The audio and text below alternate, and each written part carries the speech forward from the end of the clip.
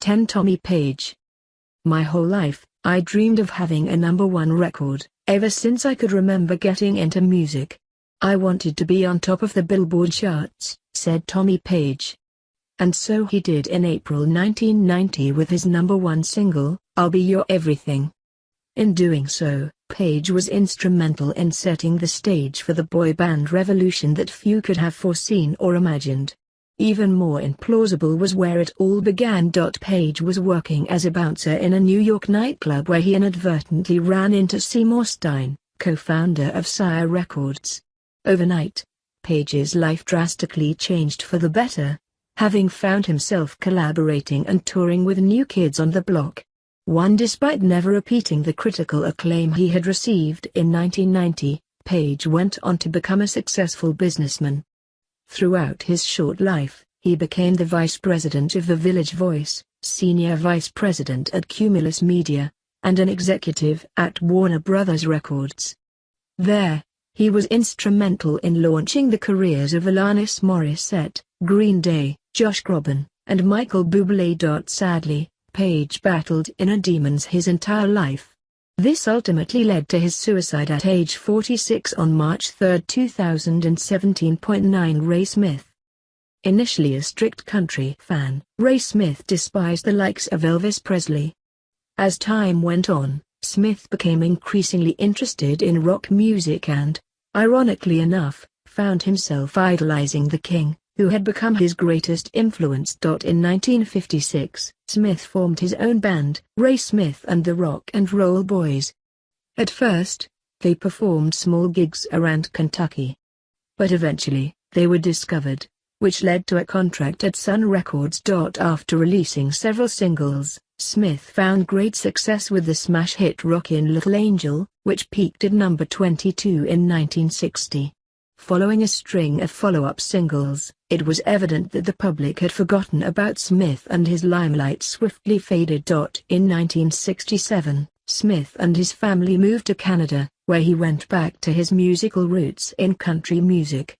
Throughout the years, Smith found work in clubs in Ontario, but he never repeated the success he experienced nearly a decade earlier.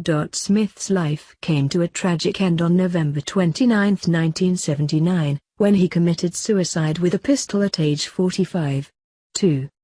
8 Joan Weber. In December 1954, Joan Weber gained national fame with her single Let Me Go, Lover, which sold over 100,000 copies in the first week alone. Within a month, the song shot to #1 on every Billboard chart, eventually earning Weber a gold record and selling over 1 million copies. Unfortunately for the overnight pop star, her success crashed and burned as quickly as it had risen. After releasing numerous follow-up singles that failed to chart, Weber's contract with Columbia Records was terminated. Desperate for money, she began working as a library clerk and was often spotted singing in seedy bars. By 1975, the long-forgotten singer was featured on Casey Kasem's American Top 40 as the #1 disappearing act of all time. Life did not get any easier in Weber's final years. Ultimately, she was institutionalized in a New Jersey mental asylum where she died in 1981 at age 45. 7 Dorsey Burnett. Dorsey Burnett wrote over 350 songs that have been covered by musical greats such as Stevie Wonder and Glenn Campbell. Dorsey began his music career as a member of his brother's band, the Johnny Burnett Trio. In an attempt to reconstitute himself as a solo act, Dorsey signed with Imperial Records and, in 1959, released his first and last solo hit, Tall Oak Tree. Throughout the next few years, he continued writing and recording until 1964 when his younger brother, Johnny, died in a drowning accident. Driven by depression and guilt, Dorsey began a downward spiral in which he evaded his sorrows with copious amounts of alcohol and drugs. Over the next 15 years, he was signed to and then terminated by over a dozen labels. For with his musical talents eroded by his calamitous vices, Dorsey performed for anyone who would pay to see him. After years of constant failure and rejection intertwined with drunken fights, chronic alcoholism, and drug abuse, Dorsey died of a heart attack on August 19, 1979. at age 46. 6. Shannon Hoon. Having formed in 1990, Blind Melon was on the fast track to stardom. Prior to their signing with Capitol Records, however, the band was already gaining national attention thanks to lead singer Shannon Hoon's friendship with Axl Rose.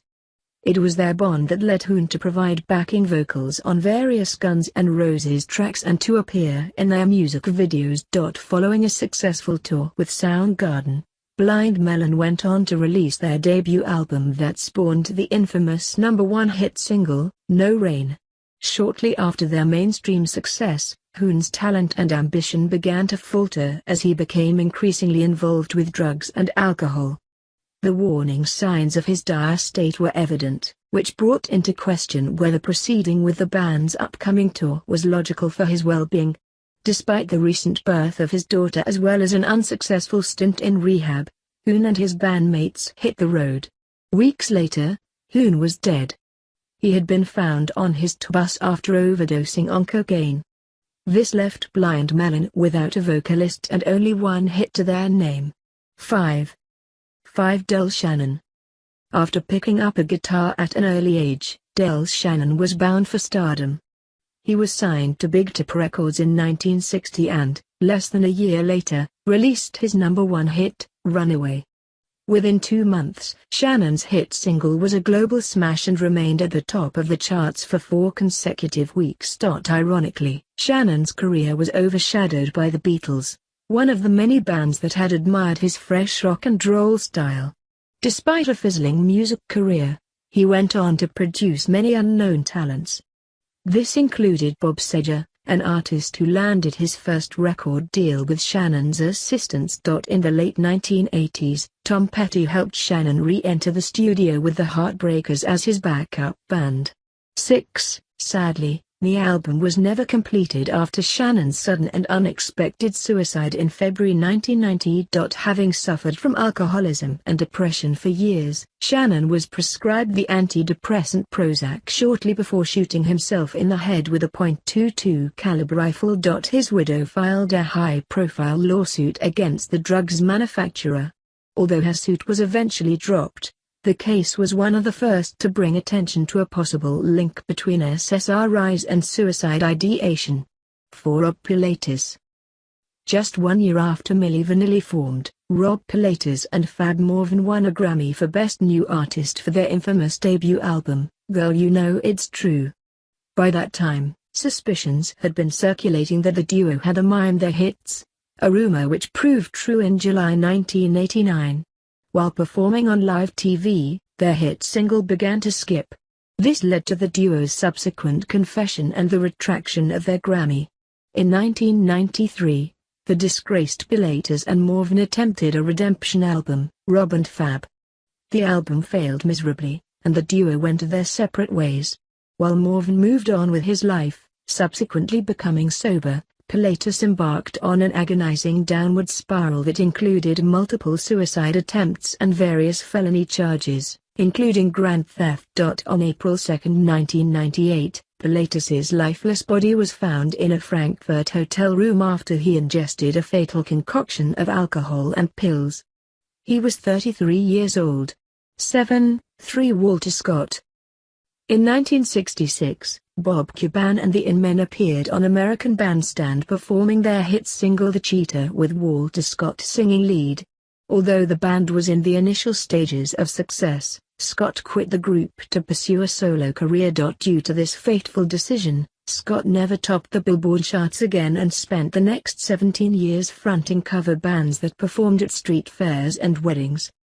Suffice it to say, Scott was enthusiastic when he signed on with his old bandmates for a reunion concert in 1983. But he suddenly and inexplicably disappeared shortly after. 4 years would pass until Scott's remains, bound at the knees, ankles, and wrists and shot once in the heart, were discovered floating in a cistern on the property of Jim Williams. 8. Eerily reminiscent of his hit lyrics, "Look out for the cheater," Scott's widow, Joanne, had married Williams soon after the singer vanished. In addition, Williams's first wife had also died under suspicious circumstances merely 2 months before Scott's disappearance. In the end, Joanne Scott Williams and Jim Williams were charged in both murders. Jim Williams was sentenced to life in prison, where he died in 2011. Joanne agreed to plead guilty to hindering the prosecution, and murder charges against her were dropped. She was paroled in February 1994, less than a year after entering prison. To Minnie Riperton.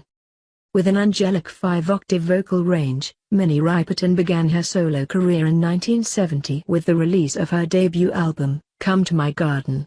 Despite her unique and eloquently beautiful voice, the record failed to gain commercial success. It would be another 4 years until she released a second album.